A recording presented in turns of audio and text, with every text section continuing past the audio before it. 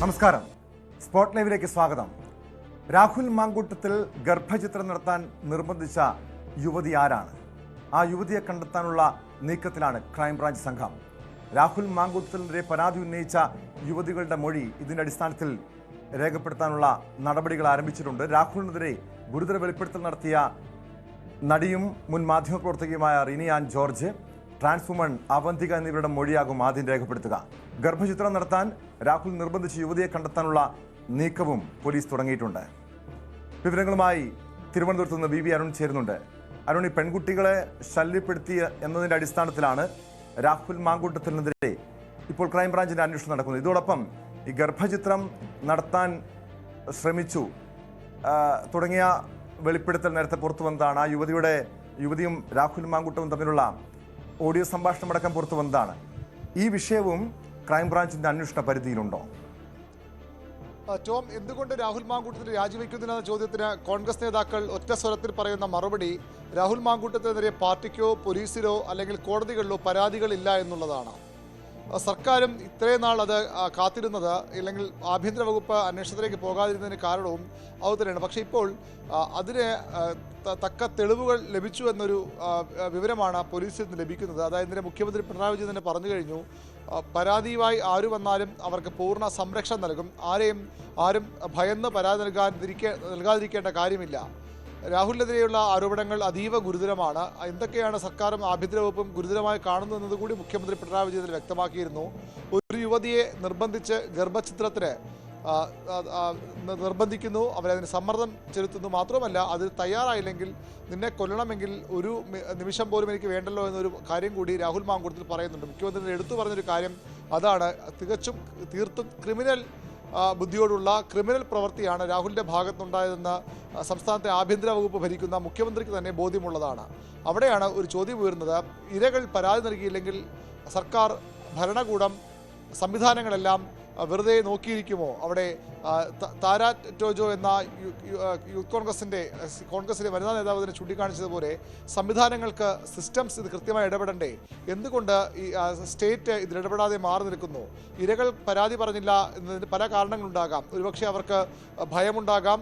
സംസ്ഥാനത്തെ ഏറ്റവും പ്രബലമായ രാഷ്ട്രീയ പാർട്ടികളൊന്നിൻ്റെ ഏറ്റവും പ്രധാനപ്പെട്ട നേതാക്കളൊരാൾ, യുവ നേതാവ്, യൂത്ത് കോൺഗ്രസിൻ്റെ സംസ്ഥാന അധ്യക്ഷനായിരുന്നയാൾ, പാലക്കാട് MLA, അത്തരമൊരാൾക്കെതിരെ പരാതി നൽകാൻ സ്വാഭാവികമായും ഇരകൾക്ക് പരിമിതികളുണ്ടാകും, അവർക്ക് ഭയമുണ്ടാകും. അപ്പോൾ സർക്കാർ തന്നെയല്ലേ, ആഭ്യന്തര വകുപ്പ് തന്നെയല്ലേ ഇടപെടേണ്ട ചോദ്യമാണ് കോൺഗ്രസ് ഉള്ളിൽ നിന്ന് പോലും ഉയർന്നു വരുന്നത്.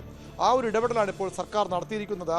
ആഭ്യന്തര വകുപ്പ് കൃത്യമായ വിവരങ്ങളുടെ കൂടി അടിസ്ഥാനത്തിൽ നിയമ നടപടികൾക്ക്, അന്വേഷണങ്ങൾക്ക് തുടക്കം കുറിച്ചിരിക്കുന്നു. ഇപ്പോൾ രാഹുലിനെതിരെ ചുമത്തിയിരിക്കുന്ന കുറ്റങ്ങൾ തീർത്തും ലഘുവായുള്ള അല്ലെങ്കിൽ ഒരു ജാമ്യം ലഭിക്കാൻ, സ്റ്റേഷൻ ജാമ്യം പോലും ലഭിക്കാവുന്ന കുറ്റങ്ങളാണ് ചുമത്തിയിട്ടുള്ളത്. അവിടെ പരാതി കൃത്യമായി ഇല്ല. പക്ഷേ പരാതികൾ വരുമെന്ന് സർക്കാർ കണക്ക് കൂട്ടുന്നു. ഈ വാർത്തകളിലൂടെ ന്യൂസ് 18 അടക്കമുള്ള മാധ്യമങ്ങൾ പുറത്തുവിട്ട വാർത്തകളുണ്ട്, ശബ്ദരേഖകൾ ഉണ്ട്, അഭിമുഖങ്ങളുണ്ട്. അതിലൊക്കെ അതീവ ഗുരുതരമായ ആരോപണം. തിരുവനന്തപുരത്ത് നിന്ന് ആണ് ഒരു പെൺകുട്ടി ഗർഭചിത്രം ചെയ്യാൻ രാഹുൽ നിർബന്ധിച്ചു എന്ന വളരെ ഗുരുതരമായ, തൻ്റെ ജീവന് പോലും ഭീഷണിയുണ്ടെന്ന് വ്യക്തമാകുന്ന തരത്തിലുള്ള ഒരു ശബ്ദ സന്ദേശം തിരുവനന്തപുരത്ത് നിന്നാണ് വന്നത്. ആ പെൺകുട്ടിയുടെ മൊഴി അന്വേഷണ സംഘം വൈകാതെ രേഖപ്പെടുത്തും. അവർക്ക് പരാതി ഉണ്ടെങ്കിൽ അതും രേഖാമൂലം തന്നെ പരാതി വാങ്ങും. കൊച്ചിയിൽ നിന്നുള്ള നടി റിനിയുടെ വെളിപ്പെടുത്തൽ വന്നിട്ടുണ്ട്. അവരുടെ പരാതിക്ക് വേണ്ടിയുള്ള തയ്യാറാണെങ്കിൽ പരാതി വാങ്ങും. അവരുടെ മൊഴി വൈകാതെ രേഖപ്പെടുത്തും. അവന്തിക എന്ന ട്രാൻസ്ജെൻഡർ ഉണ്ടായ ദുരനുഭവം ന്യൂസ് 18 ആ വാർത്ത പുറത്തുവിട്ടത്. ആ കാര്യത്തിൽ അവരുടെ പരാതി കേൾക്കും. അവർക്കും പരാതി ഉണ്ടെങ്കിൽ ആ രീതിയിൽ കൂടുതൽ ഗുരുതരമായ ഗൗരവമുള്ള വകുപ്പുകൾ രാഹുലിന് മേൽ ചുമത്തും. ഇപ്പോൾ ഉള്ളത് പ്രാഥമികമായ ഒരു FIR മാത്രമാണ്.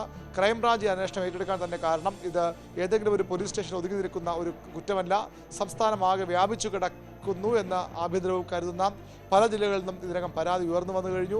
ഇനിയും പരാതികൾ വരാനുണ്ട് എന്ന് പോലീസ് വിലയിരുത്തുന്നു. മുഖ്യമന്ത്രിയുടെ ഓഫീസിൽ ഇവിടെ അരുൺ, ഇതുവരെയും പെൺകുട്ടികളാരും, യുവതികളാരും പരാതിയുമായി പോലീസിനെ സമീപിച്ചിട്ടില്ല.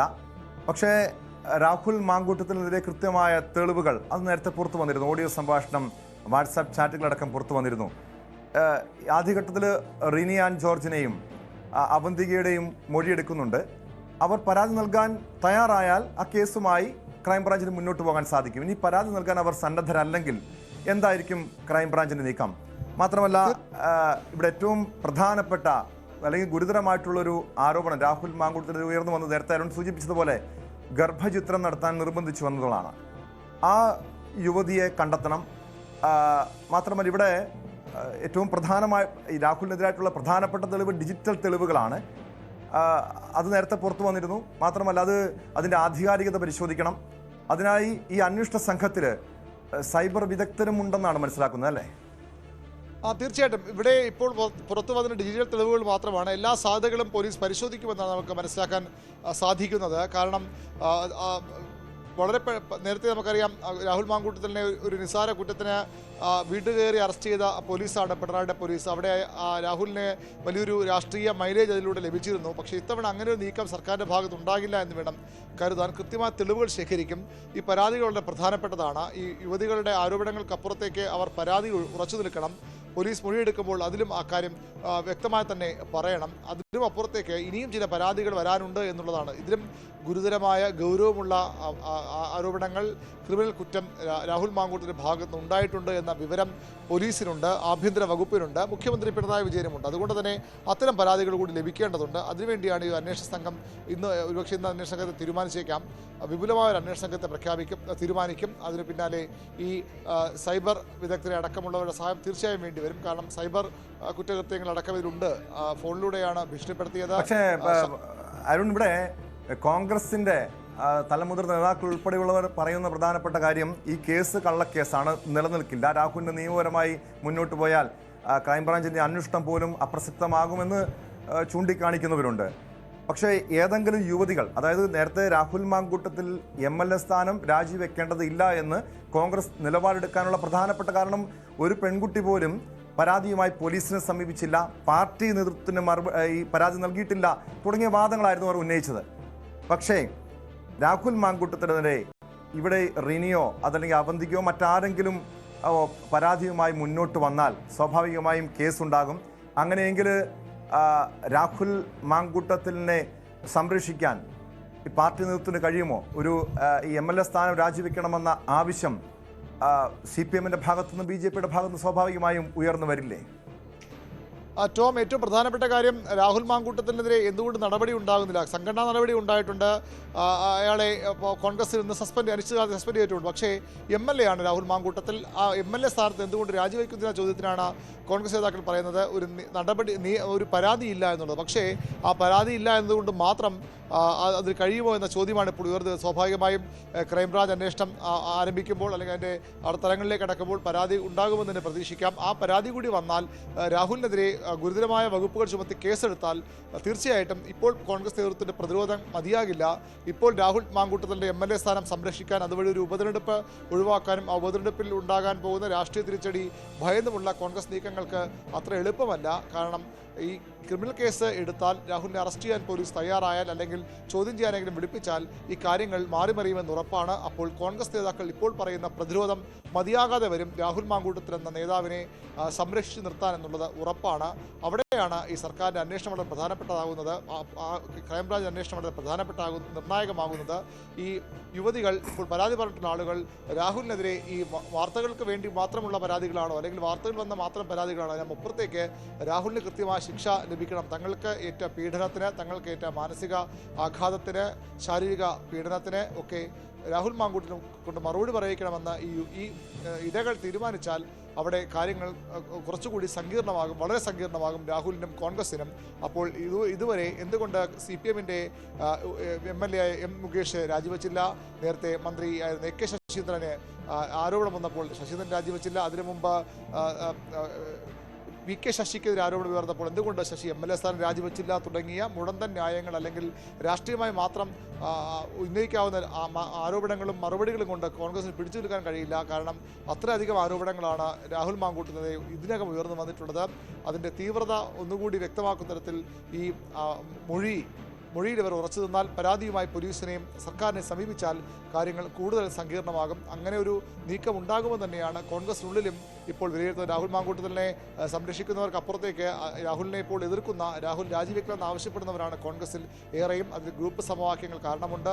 പലരെയും രാഹുൽ മറികടന്നു വന്നതിലുള്ള വിഷമവും അതിലെ അമർഷവും ഒക്കെയുണ്ട്. അതിനും അപ്പുറത്തേക്ക് ഇത്തരമൊരു ഉമാ തോമസിനെ പോലെയുള്ള വനിതാ നേതാക്കൾ നാളെ തങ്ങളുടെ കുടുംബത്തിലുള്ളവരും KSUവിലേക്കും യൂത്ത് കോൺഗ്രസിലേക്കും വരണമെങ്കിൽ, പെൺകുട്ടികൾ കടന്നു വരണമെങ്കിലുള്ള സാഹചര്യം ഒരുക്കണം.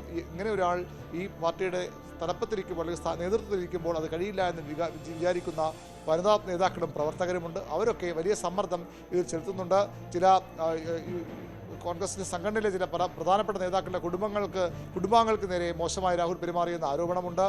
പ്രവർത്തകർക്ക് നേരെ ചില KSU പ്രവർത്തകർ രാഷ്ട്രീയം തന്നെ അവസാനിപ്പിച്ചു പോയി എന്ന് അവരുടെ ഒഫീഷ്യൽ വാട്സാപ്പ് ഗ്രൂപ്പിൽ തന്നെ സന്ദേശങ്ങൾ വരുന്നതാണ്. അവർക്കുണ്ട്. അങ്ങനെ അത്തരം ഇരകളെ പുറത്തു കൊണ്ടുവരാൻ കോൺഗ്രസിനുള്ളിലും ശ്രമമുണ്ട്. CPM സ്വാഭാവികമായും ഇത് വലിയൊരു രാഷ്ട്രീയ അവസരമായി കാണുകയാണ്. സർക്കാരിനെതിരെയുള്ള എല്ലാ പ്രശ്നങ്ങളും മറഞ്ഞു പോകാൻ തക്ക വിധമുള്ള ഒരു ആയുധമായി ഇത് CPM ഇടതുമുന്നണി ഉപയോഗിക്കുമെന്ന് ഉറപ്പാണ്. BJP അതിനേക്കാൾ ശക്തമായി ഇത് ഉപയോഗിക്കുന്നുണ്ട്.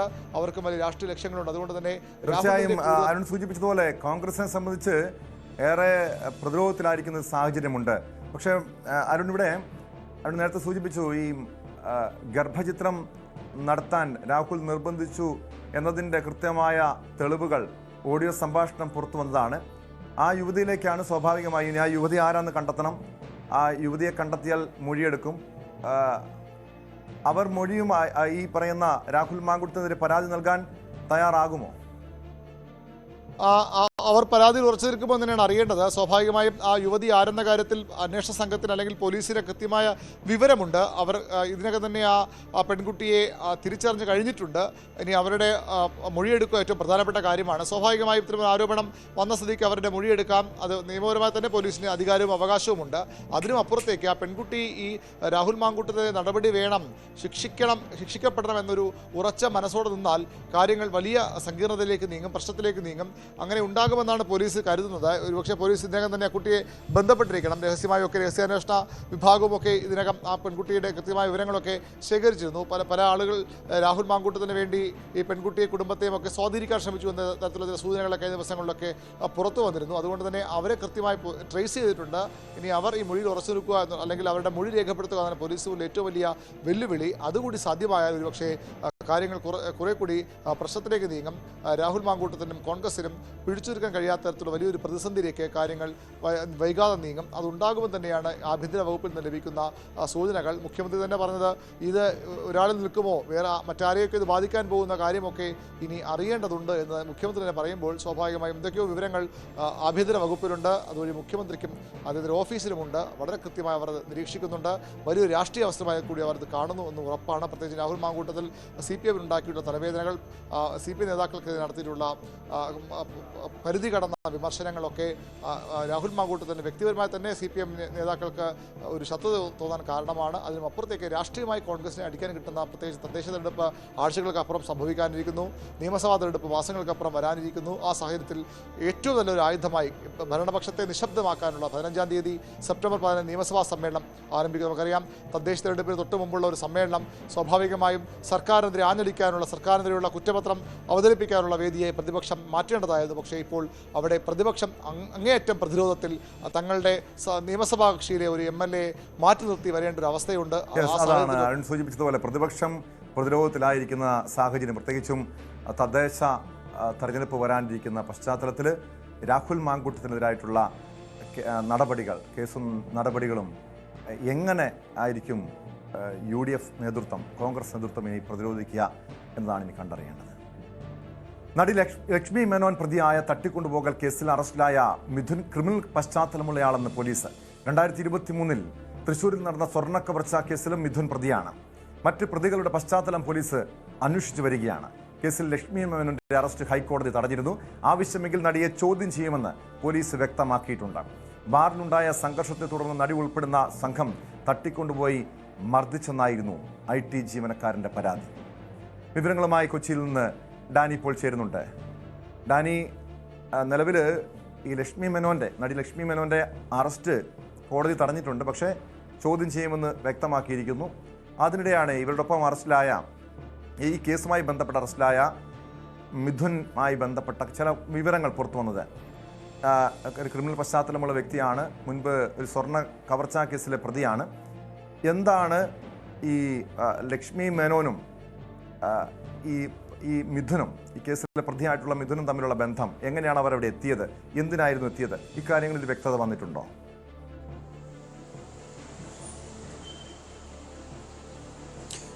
ടോം, ഇക്കാര്യങ്ങളിൽ പോലീസ് അന്വേഷണം തുടരുകയാണ്. കാരണം ഇതിൽ വ്യക്തത വരുത്തുന്നതിന് ഇവരെ ചോദ്യം ചെയ്യലടക്കമുള്ള കാര്യങ്ങൾ വേണം. പ്രത്യേകിച്ച് അറസ്റ്റ് ചെയ്യപ്പെട്ട മൂന്ന് പേര് അനീഷ, മിഥുൻ, അതോടൊപ്പം തന്നെ സോന, ഈ 3 പേരാണ് അറസ്റ്റ് ചെയ്യപ്പെട്ടത്. 4ാമത്തെ ആളാണ് ഈ ലക്ഷ്മി മേനോൻ നിലവിൽ ഒളിവിലാണ്. ഇവരെ പോലീസിന് എന്താണ് അവിടെ സംഭവിച്ചത് എന്നതടക്കമുള്ള കാര്യങ്ങൾ വിശദമായ ഒരു ചോദ്യം ചെയ്യലിനടക്കം പോലീസിന് കഴിഞ്ഞിട്ടില്ല എന്നത് തന്നെയാണ് വസ്തുത. എന്തായാലും ഇവരെ ഈ റിമാൻഡിൽ കഴിയുന്നവരെ ഒരുപക്ഷെ പോലീസ് കസ്റ്റഡിയിൽ ആവശ്യപ്പെടാനുള്ളൊരു സാധ്യതയുണ്ട്. പ്രത്യേകിച്ച് ഇവർക്ക് ഈ ക്രിമിനൽ പശ്ചാത്തലം അടക്കമുള്ള കാര്യങ്ങൾ പുറത്തു വന്ന സാഹചര്യത്തിലാണത്. മിഥുനാണ് ഈ കേസുമായി ബന്ധപ്പെട്ടുകൊണ്ട് ഏറ്റവും കൂടുതൽ ക്രിമിനൽ ഒരു സാഹചര്യങ്ങളിൽ നിൽക്കുന്ന ഒരാളെന്ന് നമുക്ക് പറയാൻ കഴിയും. കാരണം മിഥുനെ സംബന്ധിച്ചുള്ളൊരു കാര്യങ്ങൾ 2023 ഇയാൾ ഒരു സ്വർണ്ണ കവർച്ചാ കേസുമായി ബന്ധപ്പെട്ടുകൊണ്ട് അറസ്റ്റായിരുന്നു. അതിലൊരു പ്രധാന പ്രതികൾ 4 പേരടങ്ങുന്നൊരു സംഘമായിരുന്നു അത് നടത്തിയത്. അതിൽ പ്രധാന പ്രതി മിഥുനായിരുന്നു. തൃശ്ശൂരിലെ ഈ സ്വർണ്ണ വ്യാപാരികളുണ്ട്, സ്വർണ്ണ ഉരുപ്പടികൾ ഉണ്ടാക്കുന്നവർ, അവർ കോഴിക്കോട് ജ്വല്ലറിയിലേക്ക് പോകുന്ന ഒരാളെ, അവരുടെ സ്വർണ്ണമായി പോകുന്ന ഒരാളെയാണ് അയാളെയാണ് തട്ടിക്കൊണ്ടുപോയി കൊള്ളയടിക്കുകയും ചെയ്തത്. അപ്പോൾ ഈ കേസുമായി ബന്ധപ്പെട്ടുകൊണ്ട് ഇയാൾ അറസ്റ്റിലായിരുന്നു. പിന്നീട് ഇയാൾ ജാമ്യത്തിൽ ഇറങ്ങുകയും ചെയ്തു. ഈ സാഹചര്യത്തിലാണ് ഇയാൾ പറവൂർ സ്വദേശിയാണ്, ഇവിടെ നിന്ന് കൊച്ചി കേന്ദ്രീകരിച്ചുകൊണ്ട് മാറുന്നത്. അപ്പോൾ എന്താണ് അതിനൊരു സാഹചര്യം? മാത്രവുമല്ല, ഇത്രയ്ക്ക് അധികം ക്രിമിനൽ പശ്ചാത്തലമുള്ള ഒരാൾ, അയാൾക്ക് ഈ സംഘത്തിൽ എന്താണ് റോൾ? ഈ കേസുമായി ബന്ധപ്പെട്ടുകൊണ്ട് ലക്ഷ്മി മേനോനെ വിശദമായി ചോദ്യം ചെയ്യാനോ അല്ലെങ്കിൽ അവരെ സംസാരിക്കാനോ പോലും പോലീസിന് കഴിഞ്ഞിട്ടില്ല എന്നത് തന്നെയാണ്. നിലവിൽ അവരുടെ അറസ്റ്റ് ഹൈക്കോടതി തടഞ്ഞിട്ടുണ്ട്. അടുത്ത മാസം 18-ന് ഹർജി പരിഗണിക്കും വരെയാണ് ഈ അറസ്റ്റ് തടഞ്ഞിട്ടുള്ളത്.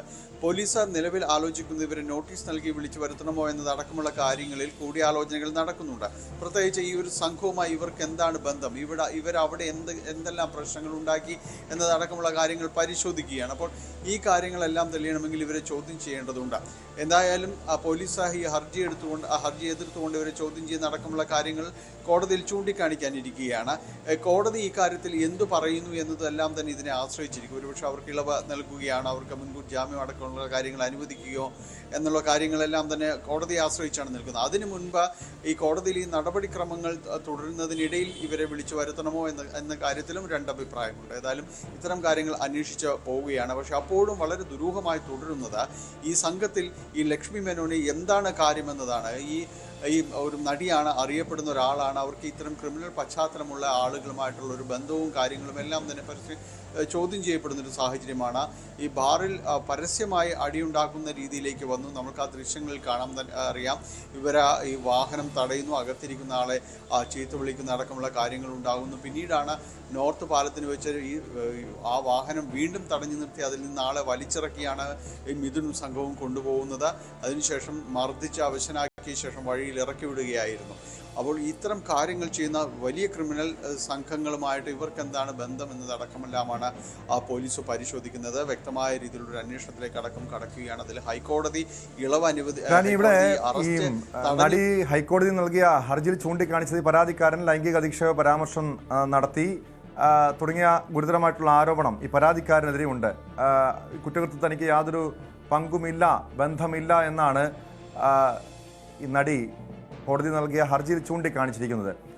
സ്വാഭാവികമായും ഈ പരാതിക്കാർ ഇതുമായി ബന്ധപ്പെട്ട് ഈ കേസുമായി മുന്നോട്ട് പോയാൽ ഈ ലൈംഗിക അധിക്ഷേപ പരാമർശം നടത്തിയെന്ന രീതിയിൽ നടിയും മുന്നോട്ട് പോയാൽ സ്വാഭാവികമായി അത് പരാതിക്കാരനും തിരിച്ചടിയാകില്ല. ആ രീതിയിലും പോലീസ് അന്വേഷണം നടത്തുന്നുണ്ടോ? എന്തുകൊണ്ടാണ് ഇവർ ഈ ആക്രമണം നടത്തിയത്? അതായത് പെട്ടെന്നുള്ളൊരു പ്രകോപനം, അതിനപ്പുറം ഒരു മുൻകൂട്ടി ആസൂത്രണം ചെയ്തുള്ള ഒരാക്രമണം ആയി ഇതിനെ കാണുന്നുണ്ടോ? അതോ പെട്ടെന്നുള്ളൊരു പ്രകോപനത്തിൽ ഈ ഒരു രീതിയിലുള്ള ലൈംഗിക അധിക്ഷേപം നടത്തിയതിൻ്റെ അടിസ്ഥാനത്തിൽ നടത്തിയ ആക്രമണം എന്നാണോ അന്വേഷണ സംഘം മനസ്സിലാക്കുന്നത്? ടോം, ഇക്കാര്യത്തിൽ പോലീസ് അവിടെ ഉണ്ടായിരുന്നവരിൽ നിന്ന് പ്രാഥമികമായ ഒരു വിവരശേഖരണം നടത്തിയിട്ടുണ്ട്. അതിൽ പോലീസ് ഇപ്പോൾ മനസ്സിലാക്കിയിരിക്കുന്നത് ഇങ്ങനെയാണ്. കാരണം അതിനകത്ത് വെച്ച് ഈ രണ്ട് സംഘങ്ങളും തമ്മിൽ, ഈ രണ്ട് ഗ്രൂപ്പുകളും തമ്മിൽ പരസ്പരം സംസാരിക്കുകയും കാര്യങ്ങളും ഉണ്ടായിരുന്നു. ഇതിനിടയിൽ എപ്പോഴാണ് ഈ സംസാരത്തിൻ്റെ ഒരു താളം തെറ്റുകയും പിന്നീട് അത് ഒരു തള്ളിലേക്കും എല്ലാം തന്നെ നീങ്ങുന്ന അവസ്ഥയിലേക്ക് വന്നു അത്തരം വാക്ക് തർക്കങ്ങൾ. പിന്നീട് ആ പബ്ബിന് പുറത്തിറങ്ങിയ ശേഷവും ഇത് തന്നെ തുടർന്നു. അവിടുത്തെ സെക്യൂരിറ്റി ജീവനക്കാർ ഇടപെട്ടുകൊണ്ട് ഇവരെ പറഞ്ഞു വിടുകയായിരുന്നു. പക്ഷെ അതിലും മതിയാകുന്നില്ല. അപ്പോൾ ഈ പോയ വാഹനത്തെ, ഈ പരാതിക്കാരനായ ആലുവ സ്വദേശിയായ ഇവരുടെ വാഹനത്തെ അവർ എറണാകുളം നോർത്ത് പാലത്തിന് സമീപം വെച്ചാണ് കാറ് കുറുകിയിട്ടുകൊണ്ട് അത് വീണ്ടും ബഹളമുണ്ടാക്കുകയും അയാളെ വലിച്ചിറക്കുകയും എല്ലാം തന്നെ ചെയ്യുന്നത്. പിന്നെ ഇവരവിടെ നിന്ന് പോവുകയായിരുന്നു, അയാളെയും കൊണ്ട് പോവുകയായിരുന്നു. അയാൾ വലിയ രീതിയിൽ തന്നെ പറവൂർ ഭാഗത്തെല്ലാം തന്നെ മർദ്ദിച്ചു വെച്ചിട്ട് അയാൾ അവിടെ പറവൂർ ഭാഗം കണ്ട് അയാളെ ഇറക്കി വിടുന്നു എന്നാണ് പറഞ്ഞത്. അപ്പോൾ ഈ കാര്യങ്ങളിൽ അതിനകത്ത് വെച്ച് ഉണ്ടായ സംഭവങ്ങൾ ഇത് മാത്രമാണോ? ഇവർക്ക് മറ്റേതെങ്കിലും രീതിയിൽ പരിചയങ്ങളുണ്ടോ? നിലവിൽ പരിചയങ്ങളില്ല എന്നാണ് പരാതിക്കാരൻ പറഞ്ഞിരിക്കുന്നത്, പോലീസിൽ പറഞ്ഞിരിക്കുന്നത്. ഇതിനുശേഷമാണ് ഇവർ കോടതിയിൽ പറഞ്ഞിരിക്കുന്ന കാര്യങ്ങളാണ്, ഈ മുൻകൂർ ജാമ്യാപേക്ഷയിലടക്കം പറഞ്ഞിരിക്കുന്ന കാര്യങ്ങളിലാണ് നമ്മൾ ഈ പറയുന്ന കാര്യങ്ങളെല്ലാം തന്നെ പറയുന്നത്. തനിക്കെതിരെ ലൈംഗിക അധിക്ഷേപം നടത്തി മറ്റു കാര്യങ്ങളുണ്ടായിരുന്നു. അപ്പോൾ പോലീസിൽ സ്വാഭാവികമായും ആ ഭാഗം കൂടി അന്വേഷിക്കേണ്ടി വരുന്നു. അതിലേതെങ്കിലും രീതിയിലുള്ള തെളിവുകളുണ്ടോ, അല്ലെങ്കിൽ ഇവർ ഈ പറയുന്ന കാര്യങ്ങളിൽ എന്തെങ്കിലും അടിസ്ഥാനമുണ്ടോ എന്നതടക്കമുള്ള കാര്യങ്ങൾ പോലീസ് പരിശോധന നടത്തുന്നുണ്ട്.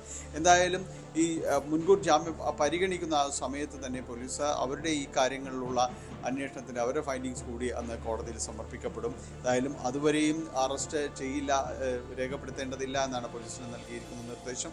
അതിന് മുൻപായി ചോദ്യം ചെയ്യപ്പെടേണ്ട സാഹചര്യങ്ങളുണ്ടെങ്കിൽ തീർച്ചയായും അവരെ ചോദ്യം ചെയ്യാനായിട്ട് വിളിക്കും. അതോടൊപ്പം തന്നെ ഈ റിമാൻഡിലായവരും ജാമ്യത്തിന് വേണ്ടിയുള്ള ചില ശ്രമങ്ങൾ തുടങ്ങിയിട്ടുണ്ട്. അവരും കോടതിയെ സമീപിക്കുന്നു. എന്തായാലും ഇക്കാര്യത്തിൽ തുടർ നടപടികൾ വരും ദിവസങ്ങളിൽ ഉണ്ടാകും. യെസ്, വ്യക്തമാണ്. കൊച്ചിയിൽ നിന്ന് ഡാനി പോളാണ് വിവരങ്ങൾ നൽകിയത്. കാസർഗോഡ് അമ്പലത്തറയിൽ കൂട്ടാത്മഹത്യ. ഒരു കുടുംബത്തിലെ 3 പേർ ജീവനെടുക്കാനുള്ള കാരണമെന്ത്? വിശദമായി പരിശോധിക്കാം ഇടവേളയ്ക്ക് ശേഷം. സ്പോട്ട് ലൈവ് തുടരുന്നു. ഇപ്പോൾ വന്ന പ്രധാനപ്പെട്ട ഒരു വാർത്തയിലേക്കാണ് സ്പോട്ട് ലൈവിന് പോകുന്നത്. കാസർഗോഡ് ബസ് അപകടത്തിൽ 4 മരണം. കേരള കർണാടക അതിർത്തിയിലെ തലപ്പാടിയിലാണ് അപകടമുണ്ടായത്. കർണാടക RTC ബസ് ഇടിച്ചാണ് അപകടം സംഭവിച്ചിരിക്കുന്നത്. തലപ്പാടിയിൽ ബസ് കാത്തിരിപ്പ് കേന്ദ്രത്തിലേക്ക് ബസ് ഇടിച്ചു കയറി അല്പസമയം മുമ്പാണ് വൻ ദുരന്തമുണ്ടായത്. KV ബൈജു ചേരുന്നുണ്ട് കാസർഗോഡ് വിവരങ്ങളുമായി. ബൈജു, എപ്പോഴായിരുന്നു അപകടം? എന്താണ് സംഭവിച്ചത്? ഈ 4 പേരുടെ മരണം സംഭവിച്ചിട്ടുണ്ട്. മറ്റേതെങ്കിലും കൂടുതൽ അനിഷ്ട സംഭവങ്ങൾ റിപ്പോർട്ട് ചെയ്തിട്ടുണ്ടോ ബൈജു?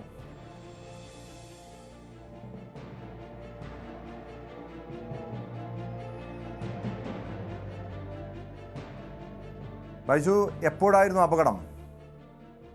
അല്പസമയം മുമ്പാണ് വലിയ തോതിലുള്ള ഒരു ദാരുണമായ അപകടം ഇപ്പോൾ ഉണ്ടായിരിക്കുന്നത്. കേരള കർണാടക അതിർത്തിയിലെ തലപ്പാടിയിലാണ് ഇത്തരത്തിൽ കർണാടക RTC ഈ ബസ് കാത്തിരിപ്പ് കേന്ദ്രത്തിലേക്കാണ് ഇടിച്ചു കയറിയത്. ഇതിലൊരു വ്യക്തത, ഒരു ഓട്ടോറിക്ഷ കൂടി ഇതിൽ അപകടത്തിൽപ്പെട്ടിട്ടുണ്ട്. ഈ ഓട്ടോറിക്ഷയിൽ ആളുകളാണോ അതല്ല ബസ് കാത്തിരിപ്പ് കേന്ദ്രത്തിലാണോ മരണപ്പെട്ടെന്ന് അറിയില്ല. പക്ഷേ 4 മരണം ഇപ്പോൾ സ്ഥിരീകരിച്ചിട്ടുണ്ട്. ബസിന്റെ ബ്രേക്ക് നഷ്ടപ്പെട്ട് ഇത്തരത്തിൽ അപകടം ഉണ്ടാവുകയാണെന്നാണ് നമുക്ക് മനസ്സിലാക്കാൻ സാധിക്കുന്നത്. അതായത് അതിർത്തിയോട് ചേർന്ന് കിടക്കുന്ന തലപ്പാടി എന്ന് പറയുന്ന സ്ഥലത്താണ് ഇത്തരത്തിൽ അപകടം ഉണ്ടായിട്ടുള്ളത്. എന്തായാലും കൂടുതൽ വിവരങ്ങൾ ഇതിൽ വരാനുണ്ട്. കാരണം കൂടുതൽ പേർ അപകടത്തിൽപ്പെട്ടിട്ടുണ്ടെന്നാണ് നമുക്ക് മനസ്സിലാക്കാൻ സാധിക്കുന്നത്. നിർത്തിയിട്ട ഒരു ഓട്ടോയിലും ഈ ബസ് ഇത്തരത്തിൽ ഇടിച്ചു കയറിയിട്ടുണ്ട്. മരണസംഖ്യ ഉയരാൻ സാധ്യതയുണ്ട്. ടോം, ഏതായാലും കൂടുതൽ പേരെ ഈ പരിക്കേറ്റവരെ മംഗളൂരുവിലെ സ്വകാര്യ ആശുപത്രിയിലേക്ക് ഇപ്പോൾ ചികിത്സക്കായി കൊണ്ടുപോയിട്ടുണ്ട്. ഈ ബസ് കാത്തിരിപ്പ് കേന്ദ്രത്തിലുള്ളവരാണോ മരണപ്പെട്ടത്, അതല്ല ഈ ഓട്ടോറിക്ഷയിലുള്ളവരാണോ എന്നുള്ളത് ഒരു വ്യക്തത ഇനിയും വരാനുണ്ട്. ഏതായാലും അത് അതിർത്തിയോട് ചേർന്ന് കിടക്കുന്ന പ്രദേശത്താണ് ഇത്തരത്തിൽ വലിയ തോതിലുള്ള ഒരു അപകടം ഉണ്ടായിട്ടുള്ളത്. നേരത്തെയും ഈ ഭാഗങ്ങളിൽ ഇത്തരത്തിൽ അപകടം ഉണ്ടായിരുന്നു. ഇവിടെ ഒരു അപകടം പതിവായ ഒരു മേഖലയാണ്. കഴിഞ്ഞ ദിവസമാണ് ഒരു ആംബുലൻസും ഒരു കാറും കൂട്ടിയിടിച്ച് 5 പേർ ഇവിടെ മരണപ്പെടുന്ന ഒരു സാഹചര്യം ഉണ്ടായിരുന്നു. ഈ സമീപത്ത് തന്നെ ഈ ദേശീയപാതയുടെ നിർമ്മാണം പൂർത്തിയായ ഒരു സ്ഥലം കൂടിയാണ് ഈ അപകടം നടന്നുള്ള ഈ സ്ഥലം. എന്തായാലും ഇപ്പോൾ 4 മരണം സ്ഥിരീകരിച്ചിട്ടുണ്ട്. കൂടുതൽ പേർക്ക് പരിക്കേറ്റിട്ടുണ്ട്. ഇവരെ മംഗളൂരുവിലെ ആശുപത്രിയിലേക്ക് കൊണ്ടുപോയിട്ടുണ്ട്. അല്പസമയം മുമ്പാണ് ഈ അപകടം ഉണ്ടായത്. ടോം,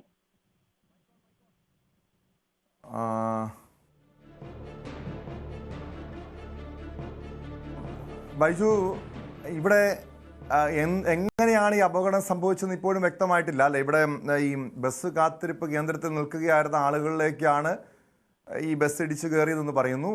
എന്നാൽ അതോടൊപ്പം ഒരു ഓട്ടോറിക്ഷയിലേക്ക് ബസ് ഇടിച്ചാണ് അപകടം സംഭവിച്ചത്. അങ്ങനെ പല രീതിയിലുള്ള അഭ്യൂഹങ്ങളുമുണ്ട്.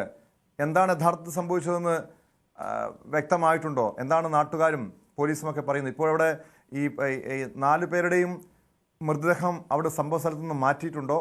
മറ്റാർക്കെങ്കിലും പരിക്കേറ്റിരുന്നോ? ടോമെ, നമ്മൾ മനസ്സിലാക്കുന്നത് ഇപ്പോൾ മംഗളൂരുവിൽ നിന്നും കാസർഗോഡ് ഭാഗത്തേക്ക് വരുന്ന KSRTC കർണാടക RTC ബസ്, ഈ ബസിന്റെ ബ്രേക്ക് നഷ്ടപ്പെട്ട് ഇത്തരത്തിൽ ബസ് കാത്തിരിപ്പ് കേന്ദ്രത്തിലേക്ക് ഇടിച്ചു കയറുകയായിരുന്നു. ആ സമയത്ത് തന്നെ അവിടെ ഒരു ഓട്ടോറിക്ഷയും ഉണ്ടായിരുന്നു. 4 പേരുടെ മരണമാണ് നമുക്ക് കൃത്യമായി സ്ഥിരീകരിക്കാൻ കഴിയുന്ന വിവരം. കൂടുതൽ പേർ ഈ അപകടത്തിൽ പെട്ടിട്ടുണ്ട് എന്നാണ് മനസ്സിലാക്കുന്നതും. ഇതിപ്പോൾ ഈ മരണപ്പെട്ടവർ ഓട്ടോറിക്ഷയിൽ ഉണ്ടായിരുന്നവരാണോ അതല്ല ഈ ബസ് കാത്തിരിപ്പ് കേന്ദ്രത്തിലുള്ളവരാണോ എന്ന കാര്യത്തിൽ ഒരു സ്ഥിരീകരണം വരാനുണ്ട്. എന്തായാലും 4 മരണം ഇത്തരത്തിൽ സ്ഥിരീകരിച്ചിട്ടുണ്ട് ടോമെ. ഇത് ഈ ഇവിടെ ഉണ്ടായിരുന്ന ഈ ഓട്ടോറിക്ഷ ഈ ബസ്സിനടിയിൽ പെടുന്ന സാഹചര്യമാണ്. ഇതിന്റെ ദൃശ്യങ്ങൾ നമുക്ക് ലഭിച്ചിട്ടുണ്ട്. ദൃശ്യങ്ങൾ നമുക്ക് ഇപ്പോൾ കാണിക്കാൻ സാധിക്കുമെന്ന് തന്നെ പ്രതീക്ഷിക്കുന്നു. എന്തായാലും അല്പസമയം മുമ്പാണ് ഈ അപകടം ഉണ്ടായത്. അതുകൊണ്ട് തന്നെ ഇതിന്റെ കൂടുതൽ വിവരങ്ങൾ ഇനിയും ലഭിക്കേണ്ടതുണ്ട്. മരണസംഖ്യ ഉയരാനാണ് സാധ്യത എന്നാണ് നമുക്ക് മനസ്സിലാക്കാൻ സാധിക്കുന്നത്. ഈ മംഗളൂരുവിൽ കൊണ്ടുപോയ 3-4 ആളുകളുടെ നില അതീവ ഗുരുതരമെന്നാണ് ഇപ്പോൾ നമുക്ക് ലഭിക്കുന്ന വിവരം, നാട്ടുകാരിൽ നിന്നും ലഭിക്കുന്ന വിവരം. എന്തായാലും കർണാടക RTC ബസ്സാണ്. അത് മംഗളൂരുവിൽ നിന്നും കാസർഗോഡേക്ക് വരികയായിരുന്നു. ഈ സമയത്ത് ഈ തലപ്പാടി എത്തുമ്പോൾ ഇതിന്റെ ബ്രേക്ക് നഷ്ടപ്പെട്ട് ഈ ബസ് കാത്തിരിപ്പ് കേന്ദ്രത്തിലേക്ക് ഇടിച്ചു കയറുകയായിരുന്നു. അവിടെ ഓട്ടോറിക്ഷ ഉണ്ടായിരുന്നു. ആ ഓട്ടോറിക്ഷയും ഈ ബസ്സിന് അടിയിൽപ്പെടുന്ന സാഹചര്യമാണ് ഉണ്ടായത്. എന്തായാലും ഈ ഓട്ടോറിക്ഷയിലും അതുപോലെ തന്നെ ബസ് കാത്തിരിപ്പ് കേന്ദ്രത്തിലുമുള്ളവരാണ് ഈ അപകടത്തിൽപ്പെട്ടത്. ഇതിൽ മരണപ്പെട്ടവരും ഈ ഇതേ സ്ഥലങ്ങളിൽ നിൽക്കുന്നവരാണ്. ബസ്സിലുള്ളവർക്കല്ല അത്തരത്തിൽ പരിക്കോ അങ്ങനെ കാര്യമായിട്ടൊന്നും റിപ്പോർട്ട് ചെയ്തിട്ടില്ല. എന്തായാലും വളരെ വേഗതയിലായിരുന്നു ഈ ബസ് എന്നാണ് പറയുന്നത്. നമുക്കറിയാം ഈ ദേശീയപാതയുടെ നിർമ്മാണം പൂർത്തിയാക്കിയ ഭാഗങ്ങളിലൊക്കെ വളരെ വേഗതയിലാണ് വാഹനങ്ങളൊക്കെ സഞ്ചരിക്കുന്ന ഒരു സാഹചര്യം ഉണ്ടായത്. അതുകൊണ്ട് തന്നെ പലപ്പോഴും ഈ മേഖലകളിൽ വലിയ അപകടമാണ് ഉണ്ടാകാറുള്ളത്. കഴിഞ്ഞ ദിവസങ്ങളിൽ നേരത്തെ സൂചിപ്പിച്ചതുപോലെ തന്നെ 5 മരണമാണ് ഇവിടെ ഉണ്ടായിരുന്നത്. ഒരു അപകടം ആംബുലൻസും ഇത്തരത്തിൽ കാറും ഇടിച്ച്. അതുകൂടാതെ നേരത്തെ മറ്റൊരു വാഹനം കാറ് ഈ ഡിവൈഡറിൽ ഇടിച്ച് 3 പേർ മരിക്കുന്ന സാഹചര്യം ഉണ്ടായിരുന്നു. അത്തരത്തിൽ നിരവധി മരണം ഈ പ്രദേശങ്ങളിൽ, അതായത് മഞ്ചേശ്വരം മുതൽ ഈ തലപ്പാടി വരെ ഈ പ്രദേശങ്ങളിൽ റിപ്പോർട്ട് ചെയ്തിട്ടുണ്ട്.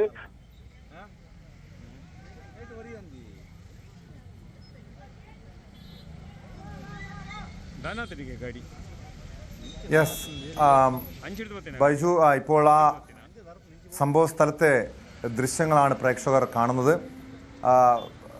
അല്പം കൂടി ഒരു പക്ഷേ ഈ ദൃശ്യങ്ങളിൽ നിന്നും കാര്യങ്ങൾ വ്യക്തമാകുമായിരിക്കും. നമുക്കൊരു ദേശീയപാതയിൽ ആണ് സംഭവം ഉണ്ടായത്, അപകടം സംഭവിച്ചത്.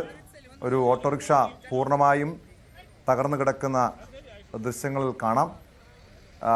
കർണാടക RTC ബസ്സാണ് ഈ നിയന്ത്രണം വിട്ട് ഈ ഓട്ടോറിക്ഷയിലേക്ക് ഇടിച്ചു കയറിയതെന്നാണ് മനസ്സിലാക്കുന്നത്. ബൈജു, നമുക്ക് ആ ദൃശ്യങ്ങളിൽ നിന്ന് മനസ്സിലാക്കാൻ കഴിയുന്നതനുസരിച്ച് ഓട്ടോറിക്ഷയിലാണ് ബസ് ഇടിച്ചതെന്നാണ്. അല്പം കൂടി വ്യക്തമായിട്ടുണ്ടോ കാര്യങ്ങൾ? അതെ ടോമേ, നമുക്ക് ദൃശ്യങ്ങളിൽ കാണാം ഓട്ടോറിക്ഷ പൂർണ്ണമായും തകർന്ന ഒരു സാഹചര്യമാണ് ഉള്ളത്. അതുകൊണ്ട് തന്നെയാണ് നമുക്ക് കൃത്യമായ ഒരു സ്ഥിരീകരണം നൽകാൻ കഴിയാത്തത്. ഓട്ടോറിക്ഷയിൽ ഉള്ള ആളുകൾ തന്നെയാണോ ഈ മരണപ്പെട്ടതെന്ന്. കാരണം അതൊരു ബസ് കാത്തിരിപ്പ് കേന്ദ്രം കൂടിയാണ് ടോം. നമുക്ക് കാണാം വാഹനത്തിന്റെ വലിയ കർണാടക RTC ബസിന്റെ മുൻവശം മുഴുവൻ തകർന്നിട്ടുണ്ട്. പക്ഷെ അതിന് അകത്തോ നമുക്ക് ഏതെങ്കിലും തരത്തിൽ ആളുകൾക്ക് പരിക്കുള്ളതായുള്ള ഒരു അപകടം കാണുന്നില്ല. പക്ഷേ ഈ ബസിന്റെ ഇടിയുടെ ആഘാതത്തിലാണ് ഓട്ടോറിക്ഷ പൂർണ്ണമായും തകർന്ന സാഹചര്യം ദൃശ്യങ്ങളിൽ നിന്ന് തന്നെ കാണാം ടോം. ഇതാണ് കർണാടക RTC ബസ്സാണ്. തലപ്പാടി ടോൾ ഗേറ്റിന് തൊട്ട് സമീപത്ത് ഈ പുതിയ ദേശീയപാത നിർമ്മാണം പൂർത്തിയാക്കിയ ആ പ്രദേശമാണിത്. അവിടെയാണ് ഈ അപകടം നടന്നിട്ടുള്ളത്. ഇത് കാസർഗോഡ് ഭാഗത്തേക്ക് വരികയായിരുന്ന ബസ്സാണ്. നമുക്ക് കാണാം, ആ ദൃശ്യങ്ങളിൽ നിന്ന് തന്നെ കാണാം, ആ വെൽക്കം ബോർഡാണ് നമുക്ക് തൊട്ടടുത്തായി കാണുന്നത്. തലപ്പാടി ടോള് കഴിഞ്ഞാൽ പിന്നീട് കിട്ടുന്ന സ്ഥലമാണ്. എന്തായാലും ഇതിലൊരു സ്ഥിരീകരണം വരേണ്ടതുണ്ട്. ഇനി ഈ ബസ് കാത്തിരിപ്പ് കേന്ദ്രത്തിലുള്ളവർ ഇതിൽ മരണപ്പെട്ടിട്ടുണ്ടോ? ഏതായാലും അപകടത്തിൽ ഈ ബസ് കാത്തിരിപ്പ് കേന്ദ്രത്തിലുള്ളവർ പെട്ടിട്ടുണ്ട് എന്ന് തന്നെയാണ് മനസ്സിലാക്കുന്നത്. എന്തായാലും പോലീസും ഫയർഫോഴ്സും ഒക്കെ സ്ഥലത്തെത്തിയിട്ടുണ്ട്. ഗതാഗതം നിയന്ത്രിക്കുന്ന ദൃശ്യങ്ങളാണ് കാണുന്നത്. അല്പസമയം മുമ്പാണ് ടോമെ വളരെ വേദന ഒരു സംഭവം ഇപ്പോൾ ഉണ്ടായിട്ടുള്ളത്. ഏതായാലും ആ ബസ്സിന് മുൻവശത്താണ് ഇത്തരത്തിൽ ഈ കേടുപാട് സംഭവിച്ചിട്ടുള്ളത്. ബസ്സിനകത്തുള്ള ആളുകൾക്ക് പരിക്കേറ്റിട്ടില്ല, ചെറിയ പരിക്ക് മാത്രമാണെന്ന് അറിയാൻ സാധിക്കുന്നത്. ഇത് ആ ഓട്ടോറിക്ഷയുടെ ദൃശ്യം നോക്കൂ ടോമേ, അത് പൂർണ്ണമായും തകർന്ന അവസ്ഥയാണ്. ആ വാഹനത്തിലുണ്ടായിരുന്നവർ തന്നെയാണോ ഈ മരണപ്പെട്ടത് എന്നതിന് സ്ഥിരീകരിക്കേണ്ടതുണ്ട്. ഇതൊരു ബസ് കാത്തിരിപ്പ് കേന്ദ്രം കൂടിയാണ് ഈ ഓട്ടോറിക്ഷ നിൽക്കുന്ന സ്ഥലം ടോമേ. അതുകൊണ്ട് തന്നെ അത്തരത്തിലൊരു സ്ഥിരീകരണം വരാനുണ്ട്. എന്നാലും ഈ ഓട്ടോറിക്ഷ പൂർണ്ണമായും തകർന്ന അവസ്ഥ. വളരെ വേഗതയിലായിരുന്നു ഈ ബസ് എന്നാണ് പറയുന്നത്. ബ്രേക്ക് നഷ്ടപ്പെട്ട് ഇടിച്ച് കയറുകയായിരുന്നു ഈ ആളുകളുടെ ഇടയിലേക്ക് എന്നാണ് പറയുന്നത്. അപ്പോൾ കൂടുതൽ ആൾക്ക് ഇതിൽ അപകടത്തിൽ പരിക്കേറ്റിട്ടുണ്ട്. ഇനി അവരുടെ നില കൂടി ഏത് അവസ്ഥ എന്ന് അറിയേണ്ടി വരും. എന്നാൽ 4 മരണം ഇപ്പോൾ സ്ഥിരീകരിച്ചിട്ടുണ്ട്. ഇനി മംഗളൂരുവിൽ കൊണ്ടുപോയ ആളുകളുടെ നില അതീവ ഗുരുതരമെന്നാണ് മനസ്സിലാക്കാൻ സാധിക്കുന്നത്. മരണസംഖ്യ ഉയരാനാണ് സാധ്യത എന്നും മനസ്സിലാക്കുന്നു. എന്തായാലും ആ ദൃശ്യങ്ങൾ നമുക്കിപ്പോൾ കാണുന്നത് അല്പസമയം മുമ്പ് ഈ അപകടത്തിന്റെ നടന്ന സ്ഥലത്തു നിന്നുള്ള ദൃശ്യങ്ങൾ തന്നെയാണ് ടോം.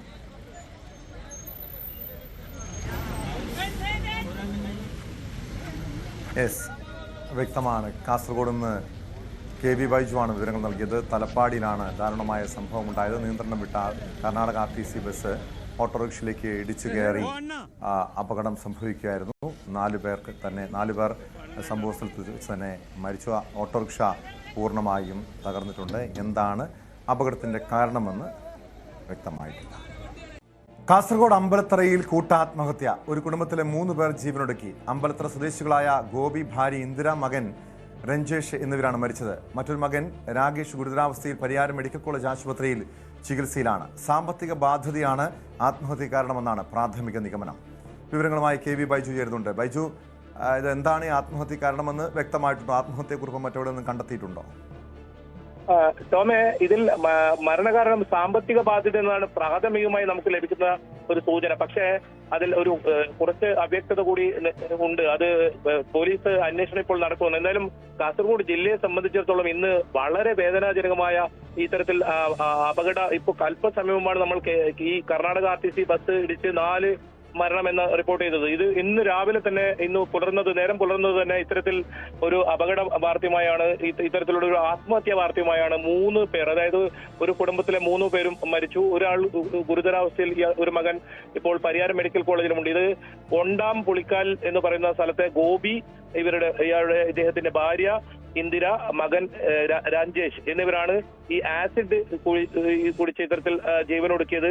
അതായത് റബ്ബർ ഷീറ്റിന് ഇത് ഉപയോഗിക്കാൻ കൊണ്ടുവന്ന ആസിഡ് കുടിച്ചാണ് ഇവർ മരണപ്പെട്ടത്. ഈ ആസിഡ് കുടിച്ചതിന് ശേഷം ഇവർ നാട്ടുകാരെ വിളിക്കുന്ന ഒരു സാഹചര്യം ഉണ്ടായിരുന്നു. പക്ഷെ നാട്ടുകാർ അവിടെ എത്തുമ്പോഴേക്കും ഈ ഗോപി സംഭവ സ്ഥലത്ത് തന്നെ മരണപ്പെടുന്ന സാഹചര്യമാണ്. പിന്നീട് ഈ ഭാര്യയെയും മകനെയും ആശുപത്രിയിലേക്ക് കൊണ്ടുവരികയായിരുന്നു. ആ കൊണ്ടുപോയിരുന്ന വഴിക്കാണ് ഇവരും മരണപ്പെട്ടത്. ഇപ്പോൾ ഈ ഇളയ മകൻ രാകേഷാണ് പരിയാരം മെഡിക്കൽ കോളേജ് ആശുപത്രിയിലെ തീവ്ര വിഭാഗത്തിൽ ചികിത്സയിലുള്ളത്.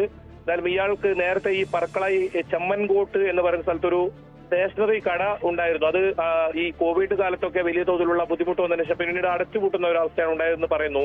സാമ്പത്തിക ബാധ്യത എന്ന് പ്രാഥമികം ഒരു നിഗമനം മാത്രമാണ്. പക്ഷേ ചില കാര്യങ്ങൾ ഇതിൽ പോലീസിന് വ്യക്തമാക്കാനുണ്ടെന്നാണ് നമുക്ക് മനസ്സിലാക്കുന്നത്. പോലീസിനെ സംബന്ധിച്ച് അന്വേഷണം നടക്കുന്നുണ്ട്. ഈ ആരാണ് ഇത് ഈ ഇത്തരത്തിൽ ഈ ആസിഡ് ഇവർ ഇത് കൊടുത്തത്, ഇത് മകനാണോ അതല്ല, അത്തരത്തിലൊക്കെ കുറച്ച് കാര്യങ്ങൾ അറിയാനുണ്ട്. ഇത് മറ്റ് കുടുംബ പ്രശ്നങ്ങൾ എന്തെങ്കിലും ഉണ്ടോ എന്നൊരു സംശയം ഇതിൽ ഉയരുന്നുണ്ട്. എന്നാൽ അതൊരു വ്യക്തത വരാനുണ്ട്. മൃതദേഹങ്ങൾ 4 മണിയോടുകൂടി വീട്ടിലെത്തുമെന്നാണ് നമുക്ക് മനസ്സിലാക്കാൻ പരിശോധിക്കേണ്ടതാണ്.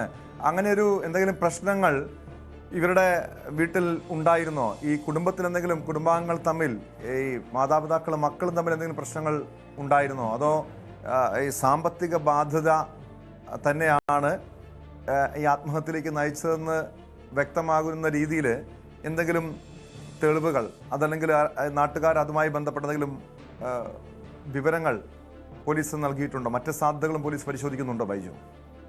ഉണ്ട് ടോമേ. ഇത് സാമ്പത്തിക ബാധ്യത മാത്രമല്ല എന്നാണ് നമുക്ക് ലഭിക്കുന്ന വിവരം. അതിൽ കുറച്ച് കുടുംബ പ്രശ്നങ്ങളും കൂടി ഉണ്ട് എന്നാണ് ലഭിക്കുന്ന സൂചന. പക്ഷെ അതിലൊരു വ്യക്തത വന്നിട്ടില്ല. അത് പോലീസിന്റെ അന്വേഷണം ഇപ്പോൾ നടക്കുന്നുണ്ട്.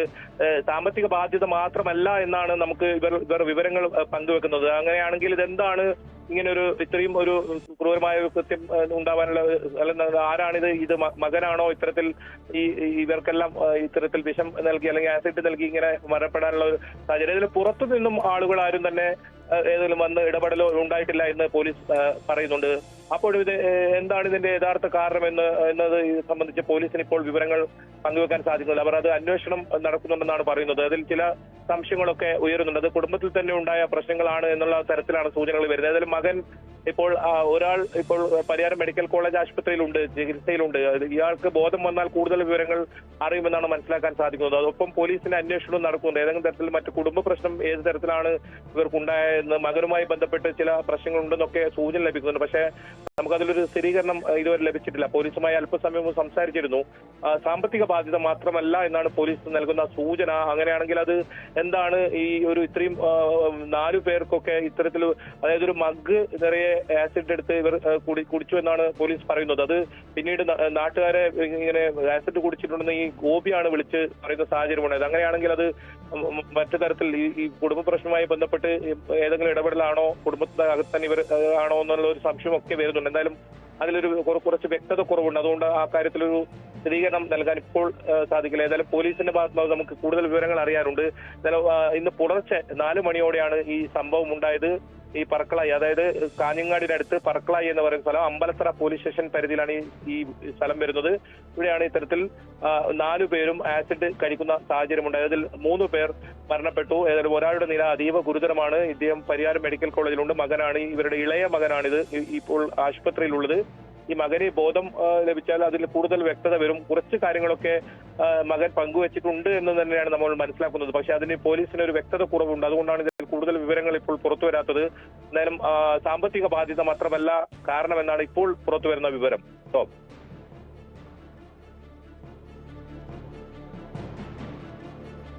യെസ്, വ്യക്തമാണ്. കാസർഗോഡ് നിന്ന് KV ബൈജു ആണ് വിവരങ്ങൾ നൽകിയത്. കോഴിക്കോട് സരോവരത്ത് സുഹൃത്തുക്കൾ കുഴിച്ചുമൂടിയ യുവാവിന്റെ മൃതദേഹഭാഗത്തിനായി 2ാം ദിവസവും പരിശോധന തുടരുന്നു. 1ാം പ്രതി നിഖിലിനെ സരോവരത്ത് എത്തിച്ചാണ് പരിശോധന. കടാവർ നായിയുടെ സഹായവും പോലീസ് തേടിയിട്ടുണ്ട്. വിവരങ്ങളുമായി MS അനീഷ് കുമാർ ചേരുന്നു. അനീഷ്, ഇതെന്താണ് വിജിൽ എന്ന യുവാവിന് സംഭവിച്ചതെന്ന് അറിയണം. ഈ മരണത്തിൻ്റെ ആ ദുരൂഹതയുടെ ചുരുളഴിയണം. എങ്ങനെയാണ് പോലീസിൻ്റെ അന്വേഷണം, എങ്ങനെയാണ് വിജിൽ മരിച്ചതെന്ന കാര്യത്തിൽ വ്യക്തത വന്നിട്ടുണ്ടോ?